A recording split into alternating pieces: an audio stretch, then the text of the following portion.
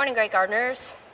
It's now holiday time here again at the greenhouse, and today we're going to show you how to make this lovely hanging basket. We call this our celebration basket. In case you're wondering what to do with your leftover hanging baskets that you had your annuals in this summer, this is a fantastic way to dress it up and give a little more color through the winter months. So some of the items that you're going to need, obviously your basket, handle. We like to use Oasis. It comes dry like this. You'll soak it in water, and then we wrap it in foil to help retain the moisture. You can use aluminum foil if you've got that. Any of the pretty stuff that you want to have in there. I think these are kind of fun. We've got berries, cones, of course scissors, wire, and we'll go over and show you the greenery here in a moment, but also we spray our greenery with the wilt stop, and this, between this and this, your basket is sure to last you all through the holidays. So even though we're showing you how to do a hanging basket, the concept is the same for whatever type of container that you have. These are super fun, and I love these. So just keep that in mind. Any kind of container that you have, it's going to be the same concept. And then the greenery. We've got boxwood, Port Orford cedar, juniper, a variegated boxwood. We've got the incense cedar, which is really pretty with the little balls on the ends. Noble fir, white pine. And then of course all the pretty things. There's cattails, there's twigs, more sparkly glittery things. Red twigs, yellow twigs, hydrangeas, grasses, you name it. It can be put in a container and dressing up. So check your garden. Any sort of natural type material that you have, it can be added to your container to help dress it up. All right, let's get started. So I cut my Oasis down so that it would fit my pot a little bit better. And I also added some mulch to help raise that Oasis up. You don't want it too high, otherwise the greenery is top heavy and it can blow out. But you do want to lift it up a little bit.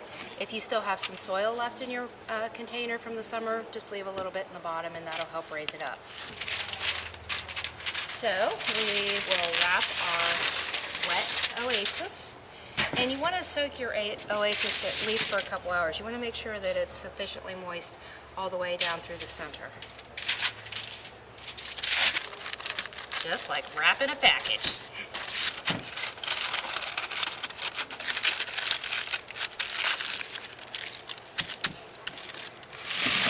Okay, place that in.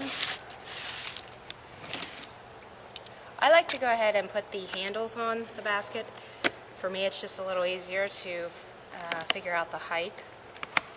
So, ready to start sticking.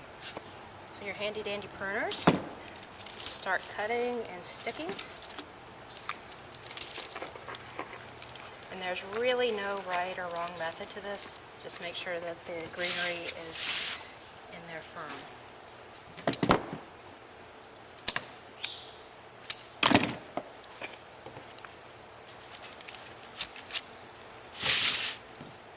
This is fir here.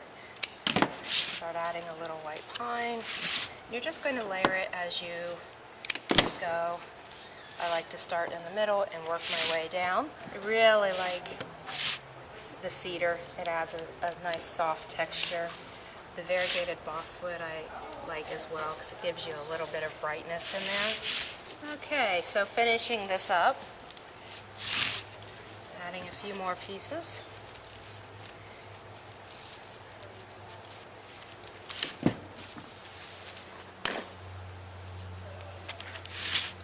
Now at this point you're going to want to spray with the wilt-proof, the anti-desiccant spray. What it does is just help seal in the moisture, particularly if your basket's in a sunny or windy area. It'll help keep those evergreens from drying out.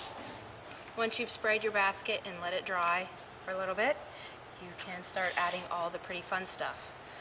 These berries, which we have here at the greenhouse, are super fun. They're really easy. Just twist them around. Give them a little twist. It really adds some nice bright color.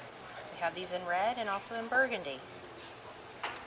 So you can see that these little red berries add just a touch of color there. And then you can wire your cones. Just take your paddle wire around and twist it, and then you can just stick those on. And it's best to put your cones on a sturdier stem like the fir or the boxwood. The white pine tends to sag a little bit under the weight. Just tuck those in. Any place that you see a spot that might need something extra.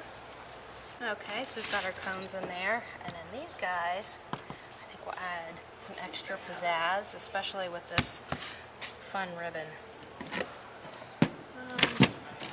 And these you can just trim to the length you need.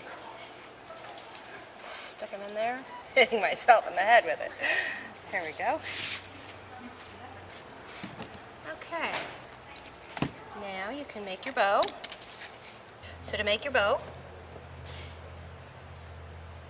crimp your ribbon together, twist, and make a loop over your thumb and crimp it back again. So there's your center loop, and you'll twist and crimp. So you're twisting and crimping at each stage.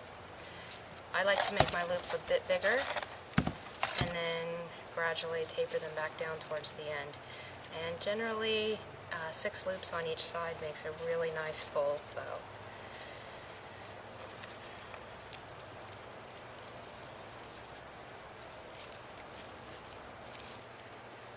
Okay. I like to end my bow with short tails and then add tails at the end to the length that I need. I just find that it's easier for me, but everybody has their own method. Take your stem wire, run it over the top of your thumb, bring it around and give it a couple good twists. And then these little flaps, I just like to give them a finished edge. And then the fluffing.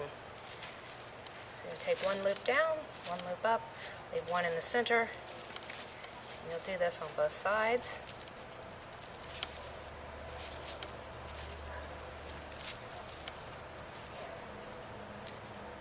Voila!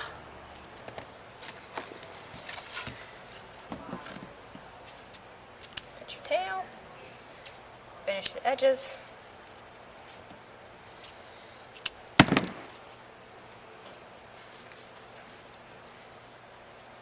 Attach that to the back of the bow, give it another twist with the wire. It's ready to add to your basket.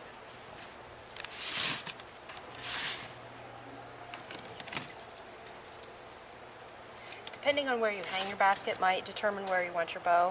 Some people have them at the bottom, or there's the top, or even right dead in the middle. It doesn't really matter. I think for this guy I'm going to put it down towards the bottom.